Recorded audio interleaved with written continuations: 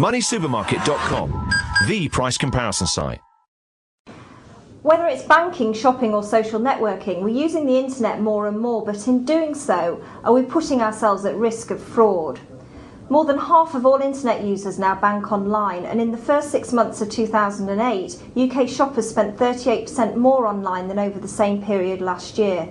17 pence of every pound is now spent by internet shoppers. But as the number of online transactions grows, so too does cybercrime. Figures from APAX, the Payments Association, show that card-not-present fraud, which includes online, telephone and mail order transactions, has soared 298% since 2000. It is the fastest growing type of fraud and cost the banking industry nearly £300 million last year.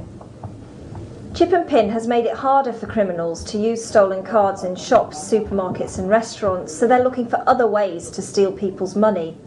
Consequently, they're using cards in situations where a PIN number isn't required, such as over the internet, or they're trying to lure sensitive information out of individuals which can then be used to hack into their bank accounts, or potentially worse still, assume that person's identity and then apply for credit in their name. So what can you do to minimise the chances of you falling victim to this type of fraud? Let's ask Steve Willey for his tips.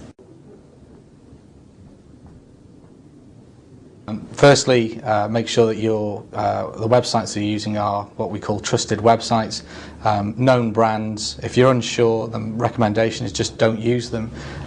Quite often you'll see a website which says it's a secure website. Just check that the padlock is showing in the bottom right hand side, and also that it says HTTPS at the top in the unique address bar. So many times we see in our forums people saying, you know, what do I do with my details? I can't remember my passwords, or I just write them down and I put them in my wallet or my purse. Well, the first thing is, if that gets stolen, somebody has access to all of your records.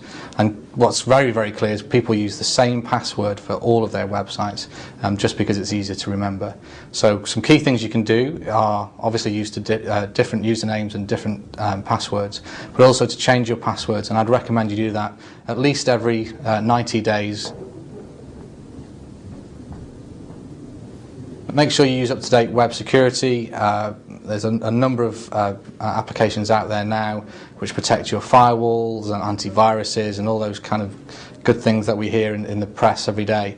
So people like McAfee and Norton and Kaspersky all have some great products at very low prices that you can just put on your PC and ensure that your computer is protected. And what they do is that they employ some pretty advanced technology which identifies things such as phishing websites. That's phishing with a PH, not with an F, and they are spoof websites or spoof emails from supposedly from the banks or companies that you use, such as eBay, to actually get hold of your details. So they're very, very useful for identifying those type of things.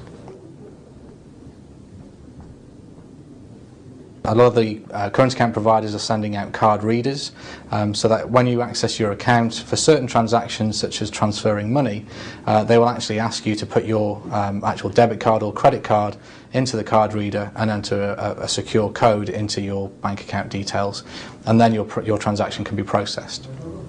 An alternative is what's called MasterCard Secure Code or verified by Visa.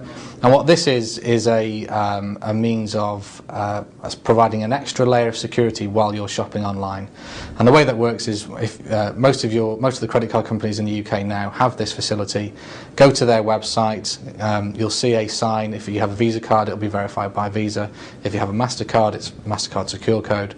Sign up for the service. When you register for an additional password, as you're shopping online, if the merchant is signed up for that program as well, they will actually serve you a little box that appears that says enter your secure code here. You enter your additional secure code, which is only known to you, and therefore you're protecting your transaction, your identity at a level further. Without that information, a fraudster who may have compromised your card details will not be able to actually continue with the transaction. So it's a great way of preventing online fraud. finally, if all those measures have failed and you think you've been the victim of either identity theft or fraud, and you recognise transactions on some statements, the first thing to do is contact your bank, tell them what's going on, that you believe transactions are fraudulent, and get them to take things up on your behalf. So even though instances of online fraud are on the up, there are some simple steps you can take to reduce the chances of you falling victim to it. If you've got any other advice you can offer to help on this matter, or perhaps you've been a victim of such fraud yourself, then why not visit moneysupermarket.com's forum and share your story with other members.